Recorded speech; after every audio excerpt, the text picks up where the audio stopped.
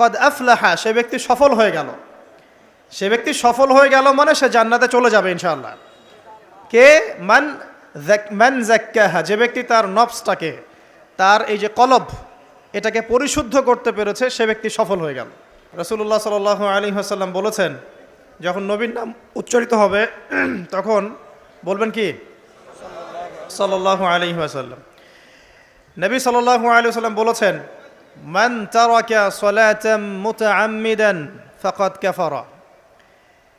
মান মানে যে কেউ, তারাকা মানে ছেড়ে দিল, ত্যাগ করলো, সালাতান মানে নামাজ, মুতাআম্মিদান মানে ইচ্ছাকৃতভাবে, ফাকাদ কাফারা সে ব্যক্তি কুফরি করলো। এই হাদিসটাকে আগে শুনেছেন? আলেম ওলামারা জানেন, কিন্তু আপনারা কি জানেন? মান তারাকা সালাতাম মুতাআম্মিদান ফাকাদ কাফার, যে ব্যক্তি ইচ্ছাকৃতভাবে, বিনা ওজরে, কোনো ওজর নাই, ইচ্ছাকৃতভাবে নামাজ ছেড়ে দিল, ত্যাগ করলো, সে ব্যক্তি কুফরি করলো। এখন আপনি বলেন, কুফরি যে ব্যক্তি করে সে কি হয়? যদি আমরা ধরেও নেই যে সে মন থেকে নামাজ অস্বীকার করে না, অলসতা বশত পড়ে নাই, তারপরেও তো কাজটা ফাঁসেকি, তাই নয় কি? আচ্ছা, তো আজকের প্রথম নসিহত হচ্ছে 5 ওয়াক্ত নামাজ মৃত্যুর আগ পর্যন্ত কেউ ছাড়বেন না। আমার সাথে ওয়াদা করেন যে ইনশাআল্লাহ আগামী যতদিন বেঁচে থাকব 5 ওয়াক্ত নামাজ জামাতে পড়ার চেষ্টা করব, যদি জামাত না পাই একা পড়ার চেষ্টা করব। আল্লাহ পাক তৌফিক দান করুন, আমিন। আজকে যদি এই কথাটাই শুধু বাসায় নিয়ে যেতে পারেন যে 5 ওয়াক্ত নামাজ আর জীবনে ছাড়বো না, আমাদের আজকের মাহফিল সফল। আর আজকে যদি অনেক কথাবার্তা হয় ওয়ার্ল্ড অ্যাফেয়ার্স নিয়ে, ইকোনমিক্স নিয়ে, শেষ জামানা নিয়ে, ঠিক আছে, আমাদের সমকালীন ফিতনাগুলো নিয়ে, কিন্তু দিন শেষে বাড়িতে যদি কিছু না নিয়ে যেতে পারেন তাহলে আলোচনায় এসে কোনো লাভ নাই। এই ছবি তোলাতুলি, ভিডিও করা, হ্যাঁ, স্লোগান দেয়া, আইওয়াজ শোডাউন করার মধ্যে কোনো ফায়দা নাই। ফায়দা কিসে? কদ আফলাহা মান যাক্কাহা।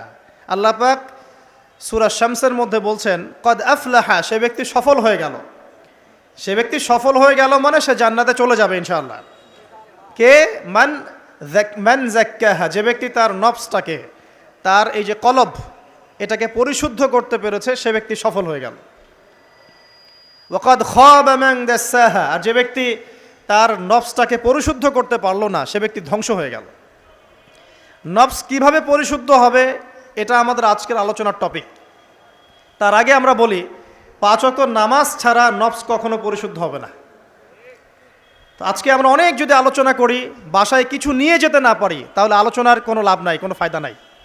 মানুষকে দেখানো, তাকবীর দেয়া, এই যে আমাকে প্রোটোকল দিয়ে নিয়ে আসলেন, ঠিক আছে, ভালোবাসা ভালোবাসার জায়গায়, কিন্তু দিন শেষে যদি আমরা আল্লাহর সামনে আত্মসমর্পণ করতে ব্যর্থ হই, তাহলে এই মাহফিলগুলোর বরকত নষ্ট হয়ে যাবে।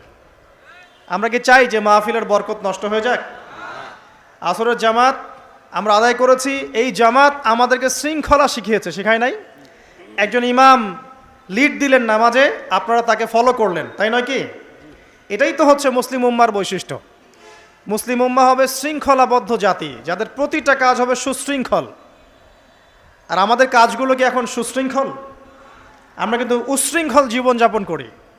দেখবেন ওই যে একটা হাদিস আছে শেষ জামানায়, যে নারী পুরুষের পোশাক পরবে, পুরুষ নারীর পোশাক পরবে। এই যে উশৃঙ্খলতা দেখেন না এখন শেষ জামানায়। আপনি দেখবেন এমন এক শ্রেণীর মেয়ে বের হয়েছে বাজারে, রাস্তাঘাটে, সমাজে, যারা কাপড় পরবে কিন্তু কাপড় পরেও নগ্ন থাকবে। এ কোনো হাদিস আমি বানিয়ে বলছি না, সবগুলো হাদিস সহিহ। এখন দলিল দিতে গেলে অনেক সময় চলে যাবে। তো উশৃঙ্খলতার যুগ, কাপড় পরে থাকাটা তাকওয়ার পোশাক, শালীনতা। আর এখনকার যুগটা চলছে কাপড় খোলার যুগ। কথা ঠিক না ঠিক বলেন?